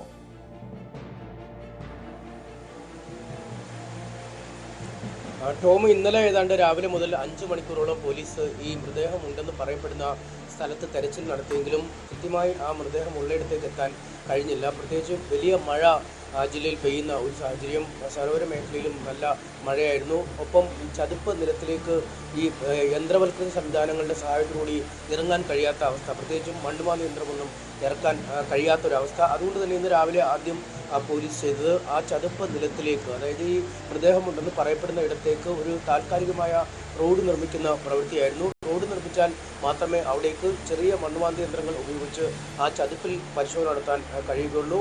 സാധാരണ ആളുകൾ പോയാൽ പോലും താഴ്ന്നു പോകുന്ന തരത്തിൽ ഇളകി മറിഞ്ഞ ഒരു ചതുപ്പാണ് അവിടെ ഉള്ളത്. ഒപ്പം ഈ മുജാഹിദീൻ മഹാസമ്മേളനത്തിനായി കുറച്ച് നാളുകൾക്ക് മുമ്പ് അവിടെ ഈ കുറച്ച് സ്റ്റേജ് നിർമ്മാണവും മറ്റ് ഈ പാർക്കിങ്ങിനായി പ്ലാറ്റ്ഫോമുകൾ ക്രമീകരിക്കുന്നതൊക്കെ ചെയ്തിരുന്നു. അങ്ങനെ നിർമ്മിച്ച ഇതിൻ്റെ അവശിഷ്ടമായുള്ള ഈ കുറ്റികളും തടിക്കഷ്ണങ്ങളും ഒക്കെ ഒരുപാട് ആ മേഖലയിലുണ്ട്. അതുകൊണ്ട് അവയും പൂർണ്ണമായി നീക്കം ചെയ്ത ശേഷം മാത്രമേ ഒരു പൂർണ്ണമായ തെരച്ചിലിലേക്ക് കടക്കാൻ കഴിയൂ എന്നൊരു സാഹചര്യമാണ് നിലവിലുള്ളത്. ഒപ്പം ഈ 2019 മഹാപ്രളയത്തിൽ ഈ മേഖലകളൊക്കെ പൂർണ്ണമായും വെള്ളം കയറി കിടക്കുന്ന ഒരു സാഹചര്യമുണ്ടായിരുന്നു. വലിയ ഒഴുക്ക് ഈ മേഖലയിൽ അനുഭവപ്പെടുകയും ചെയ്തിരുന്നു. 2019 മാർച്ചിലാണ് മൃതദേഹം കുഴിച്ചിട്ട് എന്ന് ഈ പ്രതികൾ നിഖിലടക്കമുള്ളവർ സമ്മതിച്ചിരിക്കുന്നത്. പക്ഷേ സെപ്റ്റംബറിലാണ് ഈ ഭാഗത്ത് വലിയ മഹാപ്രളയം ഉണ്ടാവുകയും വലിയ വെള്ളക്കെട്ട് രൂപപ്പെടുകയും ചെയ്യുന്ന സാഹചര്യം. അതുകൊണ്ട് ഈ ഭാഗത്ത് തന്നെ കിടപ്പുണ്ടാകും എന്നൊരു പ്രതീക്ഷയാണ് പോലീസിനും ഉള്ളത്. അതുകൊണ്ട് തന്നെയാണ് ഈ കടാവർ നായ്ക്കൾ, അതായത് മനുഷ്യ ഗന്ധം, ഈ പ്രത്യേകിച്ച് മൃതദേഹങ്ങൾ തിരിച്ചറിയാനൊക്കെ കഴിയുന്ന കടാവർ നായ്ക്കളെ സ്ഥലത്തെത്തിച്ചൊക്കെയുള്ള പരിശോധനകൾ നടത്തിക്കൊണ്ടിരിക്കുന്നു. എന്തായാലും ആ ഭാഗത്ത് മണ്ണ് നീക്കം ചെയ്തുള്ള പ്രവർത്തനങ്ങൾ ആരംഭിച്ചിരിക്കുന്നു. പ്രത്യേകിച്ചും ഈ പ്രളയത്തിലൊക്കെ മണ്ണടിഞ്ഞത് കാരണം നേരത്തെ ഉദ്ദേശിച്ചതിനേക്കാൾ 1.5 അടി താഴ്ചയിൽ മൃതദേഹം കണ്ടെടുക്കാൻ കഴിയുമെന്നായിരുന്നു പ്രതീക്ഷയെങ്കിൽ അതിനേക്കാൾ കുറച്ചുകൂടി താഴേക്ക് കൊണ്ടുപോകേണ്ടി വരും എന്നൊരു സാഹചര്യമാണ്. ഒപ്പം ഈ മണ്ണ് മാറ്റി പുറത്തേക്ക് എത്തുമ്പോൾ ഓരോ ബക്കറ്റും, അതായത് ഈ മണ്ണുവാന്തി യന്ത്രത്തിൻ്റെ ബക്കറ്റും കൃത്യമായി പരിശോധിച്ച് നീക്കേണ്ട ഒരു സാഹചര്യമൊക്കെയാണ്. അങ്ങേറ്റം വെല്ലുവിളി നിറഞ്ഞ ഒരു സാഹചര്യം തന്നെയാണുള്ളത്. പക്ഷേ പോലീസ് വളരെ പ്രതീക്ഷയോടുകൂടി തന്നെ തെരച്ചിൽ നടത്തുന്നു. കാരണം ഈ പ്രതികൾ നിഖിലടക്കമുള്ളവർ പറയുന്നത് ഈ ഭാഗത്ത് തന്നെയാണ് മൃതദേഹം കുഴിച്ച് മൂടിയത് എന്നാണ്. ഇതുമായി ബന്ധപ്പെട്ട നേരത്തെ തന്നെ പ്രതികൾ പോലീസിന് മൊഴി നൽകിയിരുന്നു. ഈ വിജിലും 3 സുഹൃത്തുക്കളുമായി സരോവരം പാർക്കിനടുത്ത് വെച്ച് ഈ മയക്കുമരുന്ന് ഉപയോഗിക്കുകയായിരുന്നു. അപ്പോൾ ഈ മയക്കുമരുന്ന് കുത്തിവെക്കുകയാണ് വിജിൽ ചെയ്തത്. അതായത് നിഖിലാണ് ഈ കുത്തിവെച്ച് നൽകിയത്. പക്ഷേ ഇതിനുശേഷം ബോധരഹിതനായി നിലം പതിക്കുന്നത് കണ്ടപ്പോൾ ഈ പലപ്പോഴും മയക്കുമരുന്ന് കുത്തിവെക്കുമ്പോൾ അബോധാവസ്ഥയിലേക്കൊക്കെ പോകും. പക്ഷേ മണിക്കൂറുകൾ കഴിഞ്ഞാൽ പൂർണ്ണ സ്ഥിതിയിലേക്ക് എത്തുന്ന ഒരു സാഹചര്യമുണ്ടാവും. അങ്ങനെ കരുതിയാണ് തങ്ങൾ വീടുകളിലേക്ക് മടങ്ങിയത്. എന്നാൽ പിറ്റേ ദിവസം സ്ഥലത്തെത്തിയപ്പോഴും അനക്കമില്ലാതെ കിടക്കുന്നു. ശ്വാസോച്ഛ്വാസം പരിശോധിച്ചപ്പോഴാണ് മരണം സംഭവിച്ചതെന്ന് മനസ്സിലായത്. ഇതേ തുടർന്ന് ഇത് പുറത്തറിഞ്ഞാൽ ഉണ്ടാവുന്ന ഒരു പ്രത്യാഘാതം ഭയന്നാണ് സമീപത്തുള്ള ഒരു ചതുപ്പിൽ മൃതദേഹം താഴ്ത്തിയതെന്ന് അവർ പോലീസിന് മൊഴി നൽകി. ഈ മൃതദേഹം ചതുപ്പിൽ താഴ്ത്തി ഏതാണ്ട് ഒരാഴ്ച കഴിഞ്ഞ് വീണ്ടും ആ പ്രദേശത്ത് എത്തി നോക്കിയപ്പോൾ ഈ പ്രതികളുടെ മൊഴി പൂർണ്ണമായും വിശ്വാസത്തിലെടുക്കാൻ കഴിയുമോ? കാരണം ഇങ്ങനെ ഒരു മയക്കുമരുന്ന് ബ്രൗൺ ഷുഗർ ഉപയോഗിച്ച് അതേ തുടർന്നുണ്ടായ മരണം ഇത് പുറത്തറിയാതിരിക്കാൻ മൃതദേഹം കുഴിച്ചുമൂടി എന്ന് സുഹൃത്തുക്കൾ തന്നെ മൊഴി നൽകുന്നുണ്ട്. അതും അതിനപ്പുറം ഇരുവരും തമ്മിലുള്ള എന്തെങ്കിലും പ്രശ്നമുണ്ടാകുന്നു? പ്രത്യേകിച്ചും ഇക്കാലത്ത് നമുക്കറിയാം ഈ ലഹരിയുമായി ബന്ധപ്പെട്ട തർക്കങ്ങൾ അല്ലെങ്കിൽ ലഹരി ഉപയോഗിച്ചു കഴിഞ്ഞ് യുവാക്കൾ തമ്മിൽ വാക്കുതർക്കമുണ്ടാകുന്നു. അത് കൊലപാതകത്തിൽ കലാശിക്കുന്ന സംഭവങ്ങളൊക്കെ പലപ്പോഴും റിപ്പോർട്ട് ചെയ്യുന്നതാണ്. അത്തരമൊരു സാധ്യതയും പോലീസ് പരിശോധിക്കുന്നുണ്ടോ?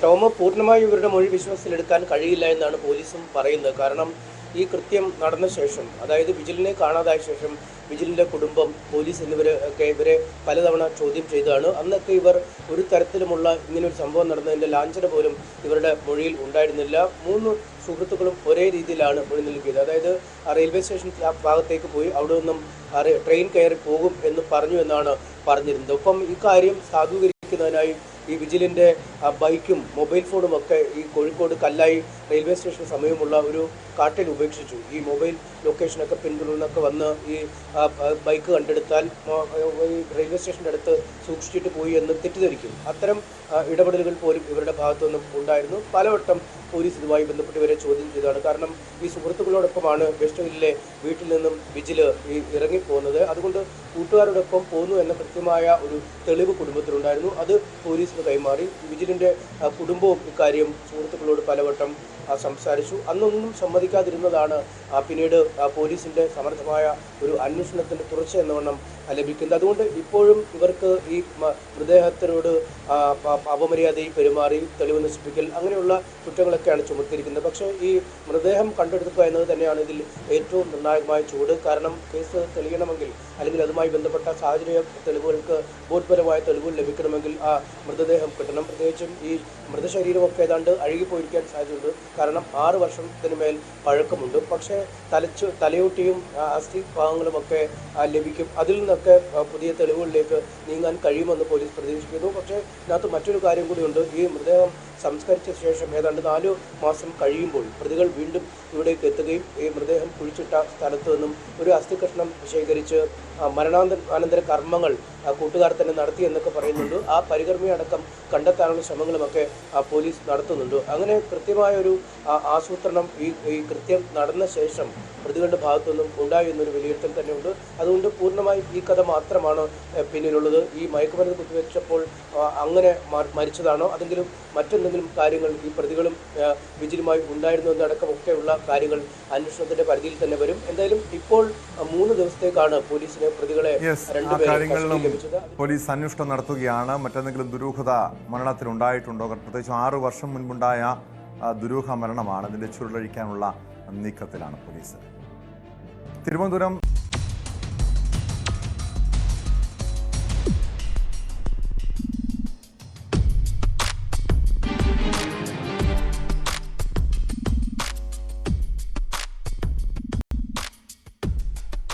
തിരുവനന്തപുരം ജനറൽ ആശുപത്രിയിൽ ഗുരുതര ചികിത്സാ പിഴവ്. അതിൻ്റെ എക്സ്റേ റിപ്പോർട്ടാണിപ്പോൾ കണ്ടത്. കാട്ടാക്കട സ്വദേശിയായ സുമയെയാണ് ശസ്ത്രക്രിയയ്ക്കിടെ നെഞ്ചിൽ സർജിക്കൽ ട്യൂബ് കുടുങ്ങിയതിനെ തുടർന്ന് ദുരിതം അനുഭവിക്കുന്നത്. 50 സെന്റിമീറ്റർ നീളമുള്ള ട്യൂബ് കുടുങ്ങിയെന്നാണ് യുവതിയുടെ പരാതി. വിട്ടുമാറാത്ത ശ്വാസം മുട്ടലിനെ തുടർന്ന് സുമയെ മറ്റൊരു ഡോക്ടറുടെ നിർദ്ദേശപ്രകാരം എക്സ്റേ എടുത്തപ്പോഴാണ് ഗൈഡ് വയർ കുടുങ്ങിക്കിടക്കുന്ന കാര്യം പുറത്തറിയുന്നത്. ഇതിനിടെ ചികിത്സാ പിഴവ് സംബന്ധിച്ചുകൊണ്ടുള്ള ഡോക്ടറുടെ ശബ്ദരേഖയും പുറത്തു വന്നു. നഷ്ടം നമുക്കാണല്ലോ, നമുക്കല്ലേ പ്രശ്നം. നിങ്ങളെ ഒരു പറ്റിയൊരു അബദ്ധം വലിയൊരു ഞാനല്ല, എനിക്കിതിനെ കുറിച്ച് അറിവില്ല. ഞാൻ ഇടുന്ന സാധനമല്ല, നമ്മുടെ കാര്യമല്ല, ഇട്ടത് നമ്മുടെ ഇതിൽ കിടന്നുകൊണ്ടാണ് ഞാനത് പറയുന്നത്. അവിടെ നിന്ന് സംസാരിച്ച് എന്താണ് വേണ്ടതെന്ന് നമുക്ക് നോക്കാം. ഡോക്ടർ പറഞ്ഞതൊക്കെ എനിക്ക് മനസ്സിലായി. ഞാൻ ചോദിക്കുന്നതല്ല, ഇപ്പൊ നമുക്കാണ് പ്രശ്നം. രണ്ടാമത് ഇത് നിയമപരമായിട്ട് പോയി കഴിഞ്ഞാൽ ആർക്കാണ് പ്രശ്നം? ഡോക്ടേഴ്സിനാണോ എല്ലാവർക്കും പ്രശ്നം? എല്ലാം ചെക്ക് ചെയ്യേണ്ടി വരും. എല്ലാം ചെക്ക് ചെയ്ത് എവിടുന്നാണ് പറ്റിയെന്ന് ഇത് നോക്കി എല്ലാ സാധനം നോക്കിയിട്ട് എവിടെന്നെങ്കിലും കണ്ടുപിടിച്ചാലെങ്കിലും ആരാണ് ചെയ്തത് അവരാണ് കുറ്റക്കാരൻ. എന്തായാലും നമ്മള് അങ്ങനെ നോക്കുകയാണെങ്കിൽ ഇപ്പൊ കുറ്റക്കാരാരാണെന്നുള്ളത് നമുക്ക് കണ്ടെത്താമല്ലോ. രോഗിയുടെ ബന്ധുവുമായുള്ള സംഭാഷണത്തിൽ തെറ്റുപറ്റിയതായി ഡോക്ടർ രാജീവ് കുമാർ സമ്മതിക്കുന്നുണ്ട്. ഇനി ശസ്ത്രക്രിയ നടത്തി ട്യൂബ് പുറത്തെടുക്കാനാകില്ലെന്നാണ് വിദഗ്ധ ഡോക്ടർമാർ ബന്ധുക്കളെ അറിയിച്ചത്. അപ്പോൾ ആദ്യം എടുത്തപ്പോൾ ഇതുപോലെ ഒരു സ്ട്രെങ്ത് ഇങ്ങനെ കിടക്കണതുണ്ട്. അവരെൻ്റെ അടുത്ത് പറഞ്ഞ് ഇതുപോലെ ഒരു ഇത് കാണുന്നു. 2 വട്ടം അവർ എക്സ്റേ എടുത്ത്, എന്നിട്ട് അവിടുത്തെ ആളെന്നെ പറഞ്ഞ് ഇത് നിങ്ങൾ ഡോക്ടറിനെ കാണിക്കണമെന്ന് പറഞ്ഞു. ഞാൻ അന്ന് വൈകിട്ട് തന്നെ ഈ സർജറി ചെയ്ത് രാജീവ് കുമാർ ഡോക്ടറിനെ കൊണ്ട് കാണിച്ചപ്പോഴത്തേക്ക് ഡോക്ടർ പറഞ്ഞു ഇയാൾക്ക് ചെറുതിലെ എന്തെങ്കിലും ഹാർട്ടിന് എന്തെങ്കിലും സർജറി ചെയ്തിട്ടുള്ളതാണോ? ഞാൻ ഇല്ല, എനിക്ക് ഈ തൈറോയ്ഡ് സർജറി മാത്രമേ വേറെ ഒന്നും ചെയ്തിട്ടില്ല എന്നുള്ളൂ.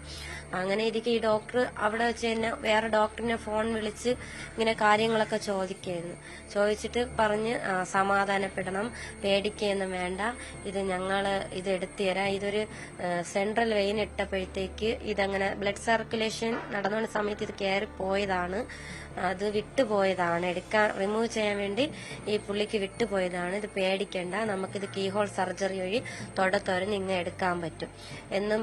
എന്തായാലും ഒരു വീഴ്ച സംഭവിച്ചു എന്ന് തന്നെ ഡോക്ടർ പറയണത്. എന്നിട്ട് അവസാനം വെച്ചിട്ട് ഡോക്ടറുടെ നിയന്ത്രണത്തിലാണോ സംഘം നടന്നത്?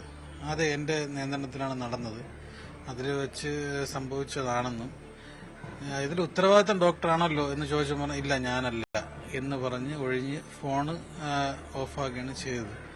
അതിനുശേഷമാണ് ഇപ്പം വീണ്ടും ഇന്നലെയാണ് നമ്മുടെ മെഡിക്കൽ ഓഫീസർ DMOക്ക് പരാതി കൊടുത്തത്. DMOക്ക് പരാതി കൊടുക്കാൻ തന്നെ ഞാൻ ഈ പറഞ്ഞ പരാതിയായിട്ട് പോയപ്പോൾ തന്നെ ഫ്രണ്ട് ഓഫീസിൽ തന്നെ ഇങ്ങോട്ട് പറയണം. സംഭവത്തിൽ ജില്ലാ മെഡിക്കൽ ഓഫീസർ വിഷയത്തിൽ ജനറൽ ആശുപത്രി അധികൃതരോട് റിപ്പോർട്ട് തേടിയിട്ടുണ്ട്. വിവരങ്ങളുമായി തിരുവനന്തപുരത്ത് നിന്ന് സാരംഗ് ചേരുന്നു. സാരംഗ്, ഗുരുതരമായിട്ടുള്ള ചികിത്സാ പിഴവാണ്. ഈ ശസ്ത്രക്രിയ നടത്തിയ ഡോക്ടർ വീഴ്ച സമ്മതിച്ചിട്ടുണ്ട്. DMO റിപ്പോർട്ടും തേടിയിട്ടുണ്ട്. ഈ വിഷയത്തിൽ നടപടി സ്വീകരിക്കുമോ? ആരോഗ്യത്തിൻ്റെ ഭാഗത്തു നിന്ന് നടപടി സ്വീകരിക്കുമോ?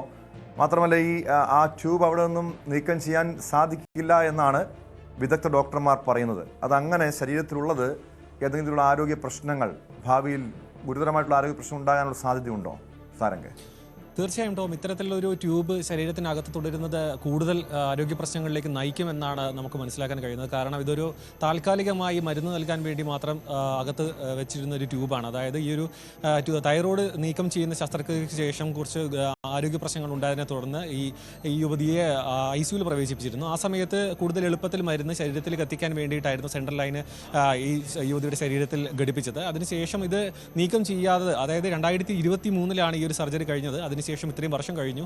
ഈ ഒരു ട്യൂബ് അവിടെ നിൽക്കുന്നതിൻ്റെ ശാരീരിക ബുദ്ധിമുട്ടുകൾ നിലവിൽ തന്നെ സുമയ്ക്ക് അനുഭവപ്പെടുന്നുണ്ട്. അതായത് കൂടുതൽ സമയം നടക്കാൻ കഴിയുന്നില്ല, കയറ്റം കയറാൻ കഴിയുന്നില്ല, ശ്വാസതടസ്സമുണ്ട്.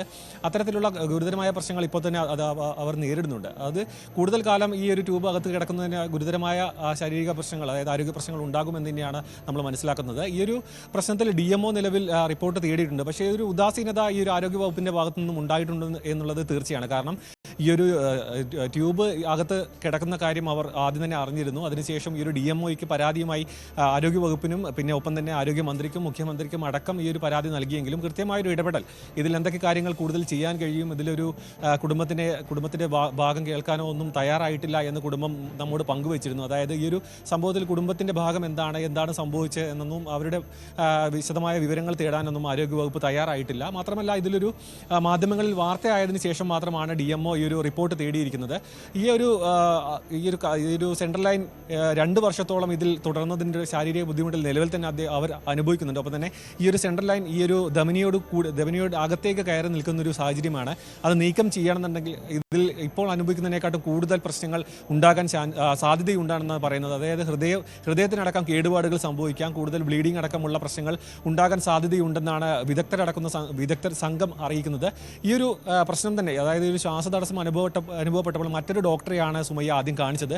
ആ ഡോക്ടറുടെ നിർദ്ദേശപ്രകാരമായിരുന്നു എക്സ്റേ എടുത്തതും. തുടർന്ന് എക്സ്റേയിൽ ഒരു അസാധാരണമായ ഒരു വസ്തു കണ്ടു എന്ന് ഡോക്ടർ അറിയിക്കുകയും ഉടൻ തന്നെ ഈ ഒരു ശസ്ത്രക്രിയ നടത്തിയ ഡോക്ടറെ കാണുകയും അതിനുശേഷം മറ്റൊരു സ്പെഷ്യാലിറ്റി ഹോസ്പിറ്റലിൽ പോയപ്പോഴാണ് ഇത്തരത്തിൽ ഒരു ട്യൂബ് കുടുങ്ങിക്കിടക്കുന്നുണ്ടെങ്കിലും അതിന് എക്സ്റേക്ക് ഒപ്പം തന്നെ ഒരു CT സ്കാൻ എടുത്തപ്പോഴാണ് ഈ ഒരു കത്തീഡ്രൽ അകത്ത്, അതായത് ധമനിക്ക് അകത്തേക്ക് കയറി കിടക്കുകയാണ്, നീക്കം ചെയ്യുന്നതിൽ അധികം കോംപ്ലിക്കേഷൻസ് ഉണ്ടെന്നും അറിയിക്കുന്നത്.